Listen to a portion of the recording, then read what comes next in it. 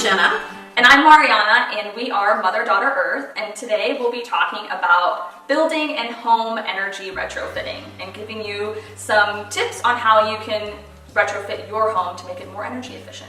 For those of you that have seen our drawdown video, this is number 80 in drawdown. If you haven't seen the video, click on the link below.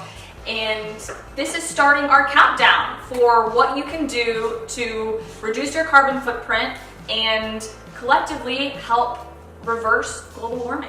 So energy retrofits. Mom, what have you done in your home? We remodeled this home about 5 years ago, and we put in new windows, we put in more efficient air conditioners and heaters, and we also put in tankless hot water heaters. Now, Mariana pointed out that that's not perfect, but it's gas, but it uses less gas, and we're trying. I am still a flawed human being, and I am trying to be a better steward of our environment every single day.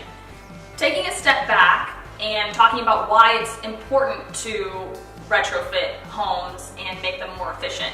Buildings in general today use about 30% of our energy worldwide. And our building stock is tremendous. There's so many buildings and homes that are already built, and it's obviously not feasible for us to only focus on green building when it comes to new construction. We have to work with what we have and make it more efficient. In many buildings, especially older homes, you could be losing up to 80% of your energy through leaks in the building of your home, old windows, poor insulation, and even appliances that are called phantom loads, meaning they're just sucking energy all the time. So we're going to talk about a bit about those changes that you can easily make in your home, which ones are the most effective, and what impacts those can have. My mom mentioned a few changes.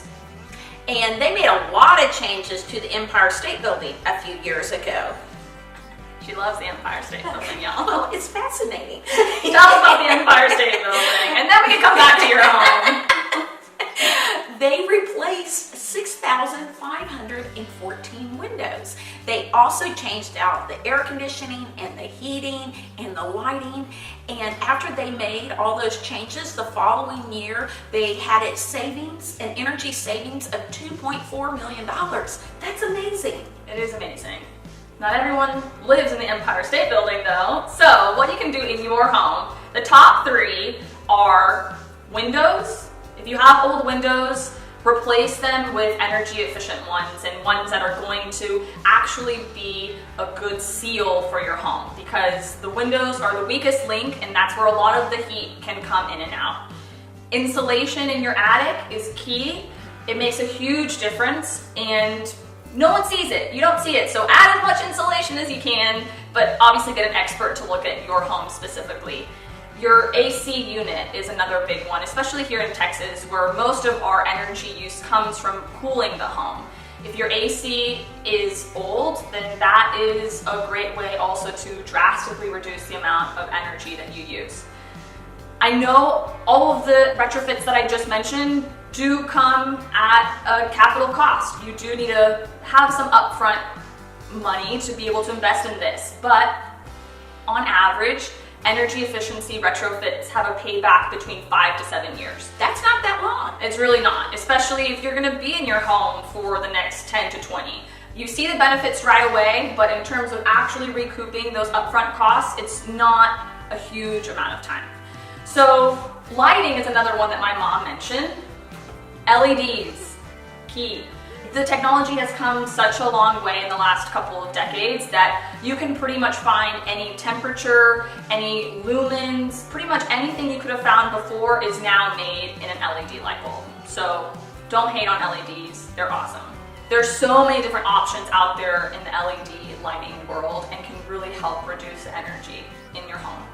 A fun gadget, especially for those that are like me and like to monitor things, is a home energy monitor. So there's a device, there's several out there. One that I've worked with is called a Sense Home Monitor, and we'll put a link in the description as well. It goes into your main electric panel and it reads your usage at the appliance level. It can tell you, hey, your microwave was on for 30 seconds, or your dishwasher came on for 30 minutes. And at the end of the month, it even gives you summaries of what percentage of your overall usage was drawn from a specific appliance, and it really can give you an idea of how to reduce those phantom loads that I talked about. So there are appliances that you don't know are using that much energy, but they're constantly drawing energy, and it is a great tool. Hey, Whiskey just joined us. He loves energy efficiency too. So if you implement these energy retrofits, on average, you can be saving 30% on your annual electricity bill, which is amazing. A huge amount. It is a huge amount. So let's just say the average is 30%. If you guys don't know already, my mom and I live in Dallas, Texas. In Dallas County, there are about 1 million homes. If all of those homes were to implement this 30% energy reduction, then that would equate to, on average, 730,000 cars being taken off of the road every year. So it's a true apples to apples. You can really see the environmental benefits of reducing energy just in your home alone. We haven't even talked about all those commercial buildings out there. This is just what you can do in your own home.